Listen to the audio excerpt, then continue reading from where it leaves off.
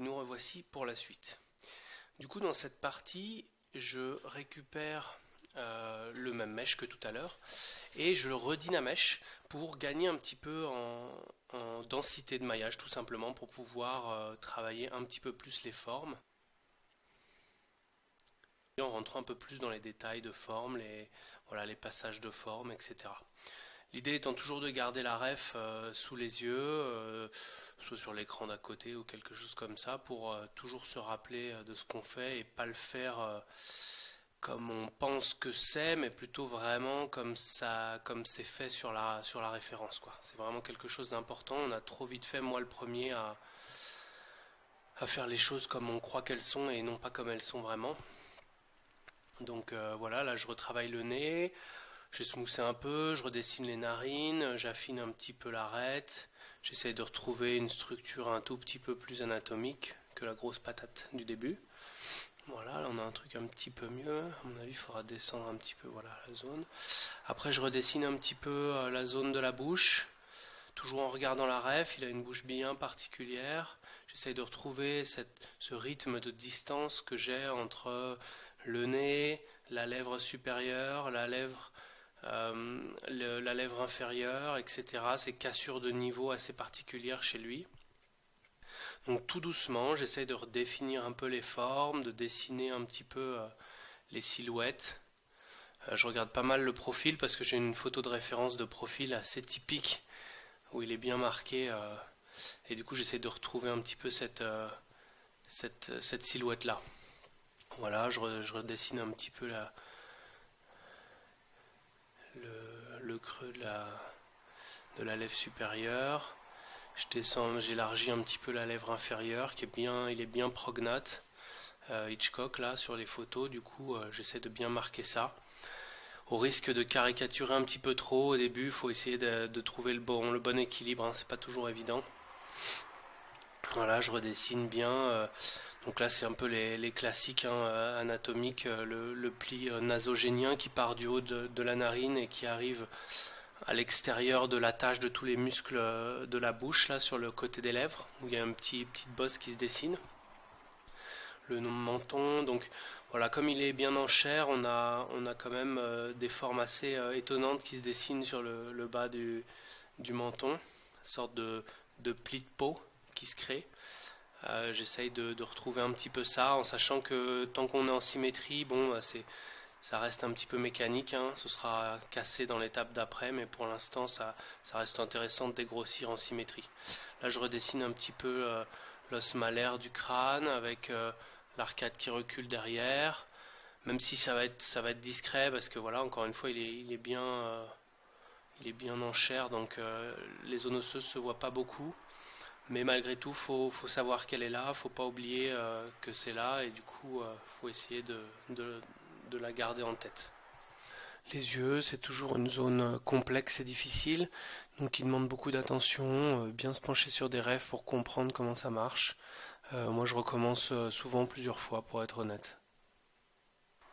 Je pense que peut-être que la meilleure chose à faire pour les yeux, c'est de placer des sphères en premier.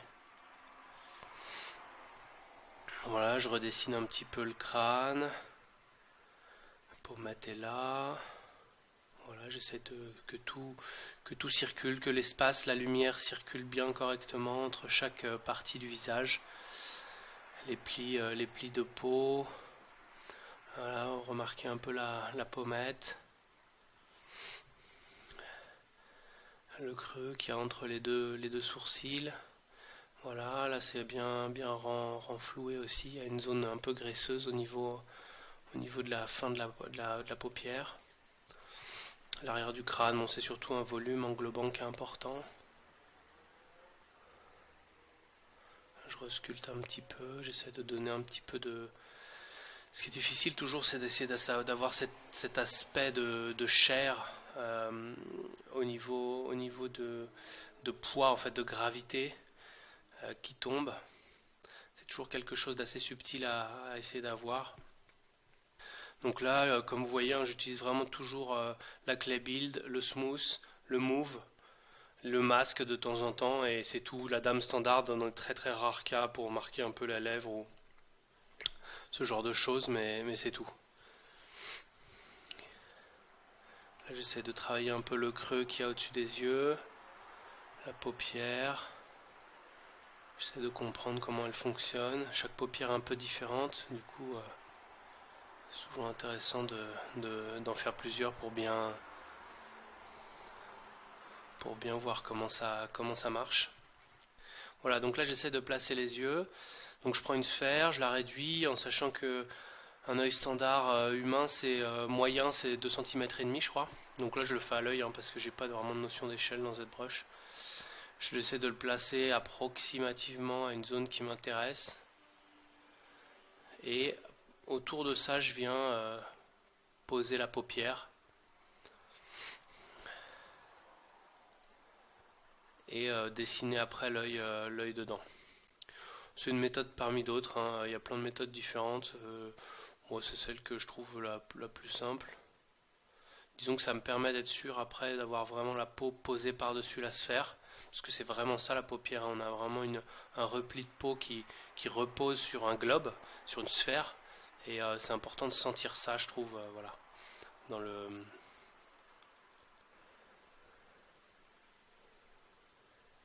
modèle. J'essaie de caler un peu la paupière autour, je réduis un peu, je le recale, et voilà, je dessine un petit peu la paupière tout autour de ça.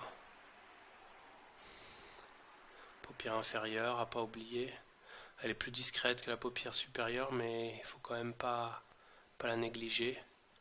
Donc pour l'instant, vous voyez, le maillage n'est pas très facile à travailler dans ces zones-là, parce que voilà, j'ai fait un Dynamèche, donc c'est une projection en cube sur ces formes-là, donc j'ai des étoiles, j'ai des edges qui suivent pas du tout ma paupière, etc. Pour dégrossir, on va dire que c'est déjà pas mal. Ça permet de placer un petit peu voilà, des formes et puis des intentions. Voilà, je creuse un peu dedans pour un peu de marge. J'estompe un peu ça et puis ça fait une base de départ. J'ai du mal, je sais qu'en faisant ça, je regardais plus trop la ref, j'essayais juste d'avoir un œil que je trouvais à peu près crédible et comme je galérais, j'ai perdu un peu de vue l'œil vraiment d'Hitchcock. Donc après, c'est pas très grave, on peut toujours y revenir. Mais sur le principe, c'est mieux de garder toujours la ref en tête.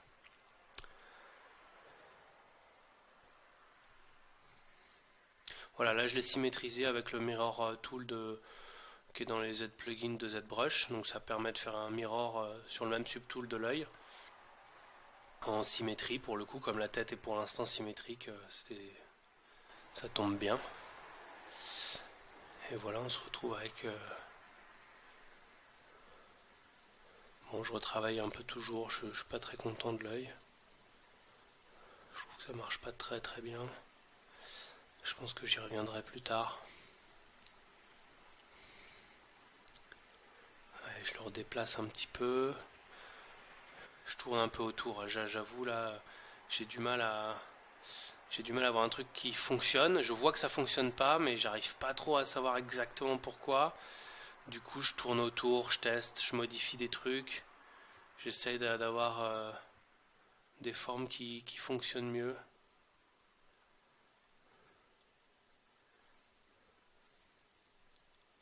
J'essaie de les rapprocher un petit peu.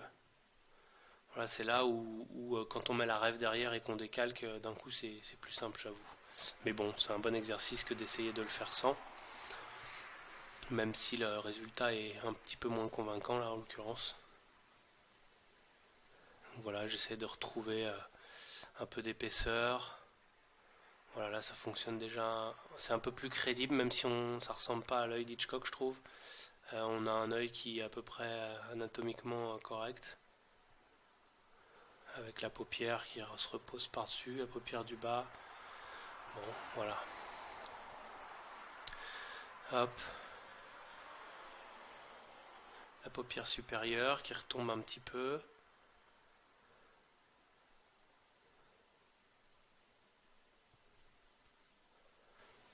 Là, j'affine un petit peu ça. La ride du lion, là. Hop, un peu marqué. J'arrondis un peu la forme du crâne. Et je resymétrise l'œil parce que je l'avais complètement cassé en le modifiant. Et voilà, on se retrouve avec une tête qui ressemble un peu moins qu'avant à celle d'Hitchcock, mais bon, où tous les éléments sont à peu près définis. Du coup, ça va nous permettre de modifier là un petit peu les proportions, de retrouver un peu le menton. Voilà, là je regarde bien là, le profil de la référence pour essayer de retrouver la forme du nez. Les yeux me plaisent toujours pas, mais j'y reviendrai plus tard.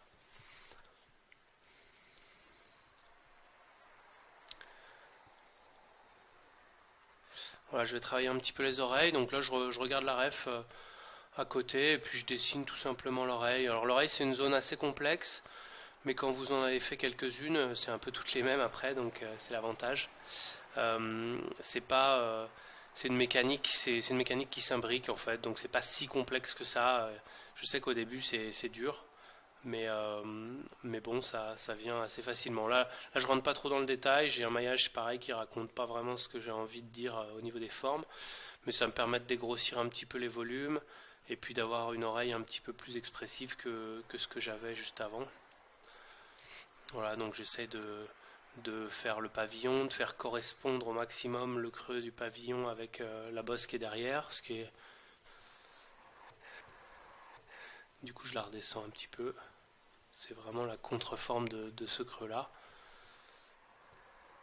Donc voilà, je la redessine un petit peu, je la définis un petit peu de façon rough, mais voilà, entre deux, quoi. Toujours pareil, hein, ces formes secondaires, on va dire, sans rentrer dans les détails, en essayant d'avoir juste des formes justes, correctes, on va dire, et de pouvoir raconter l'oreille sans forcément ce qu'elle soit parfaite. Parce que là, en termes de maillage, c'est compliqué de d'avoir des formes tendues, régulières, quand on a un maillage qui fait pas du tout la même chose. Voilà, là je casse un petit peu la forme, j'essaie d'avoir des choses un petit peu organiques qui se passent au niveau de la croche de l'oreille, quand la pose détend un petit peu avec l'âge. Voilà, je la replace un petit peu en arrière de la tête, mais voilà, je l'avance un peu. Et puis voilà, ma foi, on a quelque chose de global qui est pas parfait, loin de là. Ouais, j'essaie de recaler un petit peu encore ces yeux qui me travaillent.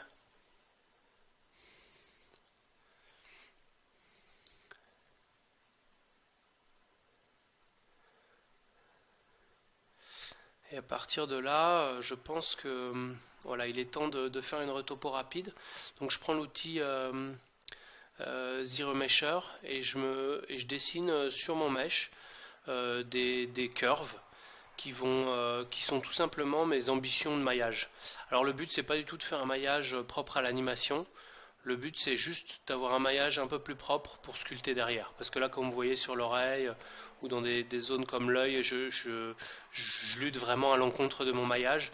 Du coup, je prends 3 minutes, 5 minutes pour me faire une retopo. Voilà, je mets des guides approximativement dans les classiques de maillage d'un visage.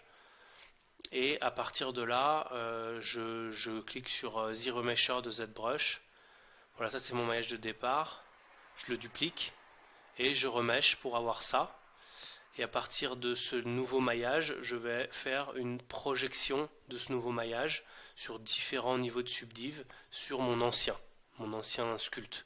Ce qui va me permettre d'avoir l'équivalent visuel de mon ancien sculpte sur un maillage un peu plus propre. Voilà, donc je projette au niveau 0 d'abord. Voilà, ensuite je smooth, je reprojette, je smooth, je reprojette 2-3 fois. Et voilà, là je me retrouve avec ma forme sculptée sur un maillage qui est pas parfait mais qui est bien plus propre. Et ça m'a pris 3 minutes et ça me permet de continuer à sculpter derrière de manière un petit peu plus propre. Donc là je réouvre la tête le lendemain et je me rends compte que les yeux sont pas assez sortis par rapport à la référence. Souvent, ça arrive d'avoir un peu de recul sur son travail quand on a dormi dessus, quand on n'a pas l'a fermé pendant quelques heures et qu'on le réouvre. Quand on travaille dessus, on est un peu la tête dans le guidon et ça fait du bien de le réouvrir après avoir laissé passer quelques heures ou quelques jours Et là, c'est exactement ce qui s'est passé. Du coup, je me suis aperçu que les yeux n'étaient pas assez arrondis. Donc voilà, je les ressors. Je retravaille un petit peu mes formes sur mon nouveau maillage et j'essaye de revoir ça. Je suis pas très content de la ressemblance globale. Du coup, alors voilà, je redessine un petit peu aussi la paupière. J'essaie de retravailler un peu cette zone depuis le début, me satisfait pas vraiment. J'ai quelque chose qui ressemble pas à l'original et qui fonctionne pas vraiment. Je tourne autour, mais ça marche pas, donc je retravaille un petit peu l'œil. Voilà, je redessine un petit peu, je sors un peu la caroncule lacrymale, la paupière, je redessine, je donne un peu d'épaisseur.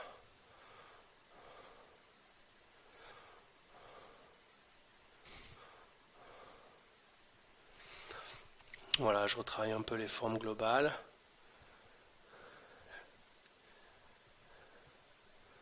Un petit peu le nez. L'arrondi de la bouche.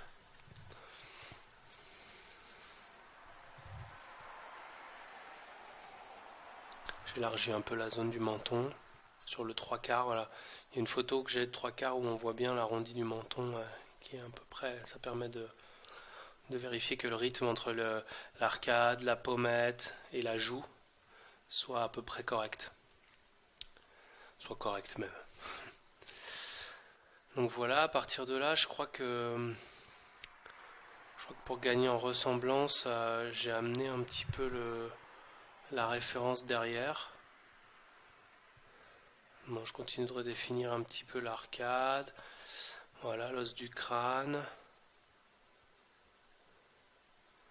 Le nez. Je redessine un petit peu les narines avant de rentrer plus dans les détails.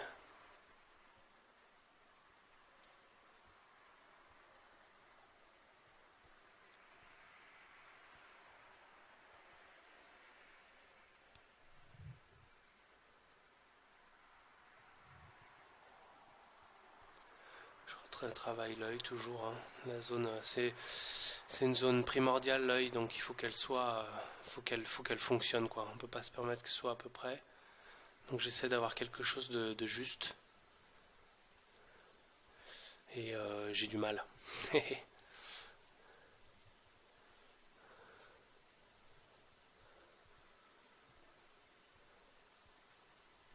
Voilà, je redonne du volume au crâne encore un peu. Je redessine un petit peu les plis du cou pour essayer d'avoir quelque chose d'un petit peu plus organique, on va dire. Je nettoie un peu l'oreille maintenant que j'ai un maillage un peu plus propre, un peu plus en accord avec mon oreille. Ça me permet d'avoir un peu moins de zones cabossées, sans leur travailler beaucoup, mais un petit peu, redonner un petit peu de forme. Voilà, je regonfle des zones où il y avait des creux accidentels, on va dire, non voulus.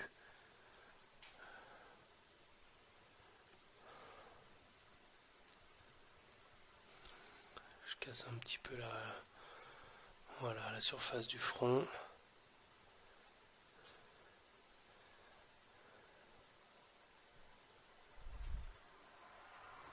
Paupières encore un petit peu. Donc vous voyez, je saute de l'un à l'autre. Hein, je butine à droite à gauche. Permet de changer le focus d'endroit et puis d'avoir un œil un tout petit peu plus neuf sur des parties qu'on n'a pas regardées de près depuis quelques temps. Donc voilà. J'essaie de retrouver, donc là on est dans les petites corrections de forme. Et puis un peu de lissage avant de retravailler les formes un peu plus en détail en cassant la symétrie.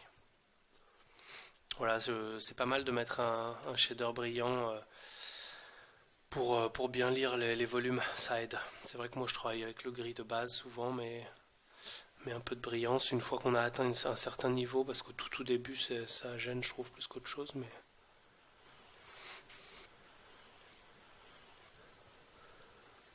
voilà, je vérifie un peu avec mes refs.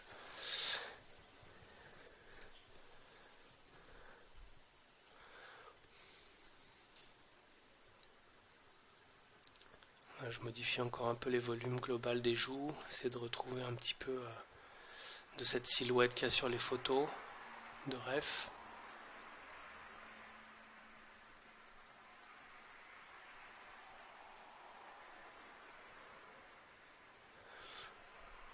Voilà. Voilà, et là, dernière étape, je place ma rêve dessous, chose que je voulais pas trop faire, mais au bout d'un moment, où je tourne en rond, voilà, je place ma rêve dessous et je corrige un petit peu des rapports de proportion qui étaient pas tout à fait justes. Voilà, le rapport entre le nez et les yeux notamment, distance nez-bouche était pas si mal. Je descends un petit peu les oreilles, je recale un petit peu le front et ce sera ma base de départ symétrique. De toute manière, un visage symétrique, il est toujours un petit peu bizarre, mais voilà, ce sera ma base de départ. Je recale un peu les yeux.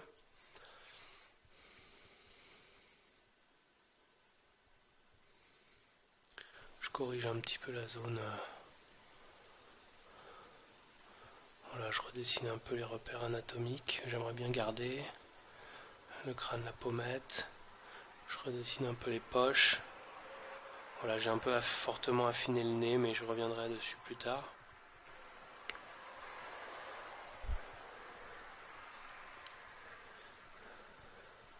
Voilà, on a retrouvé un petit peu de ressemblance. Voilà, j'élargis un petit peu le nez, j'essaie de retrouver le nez qu'il a, bien droit, de face. Voilà. On a retrouvé un petit peu de ressemblance qu'on avait perdu à l'étape d'avant. Voilà, on a fini avec la deuxième partie qui consistait à retravailler un peu les formes secondaires tout en conservant la symétrie. Et je vous retrouve pour la troisième et dernière partie juste après.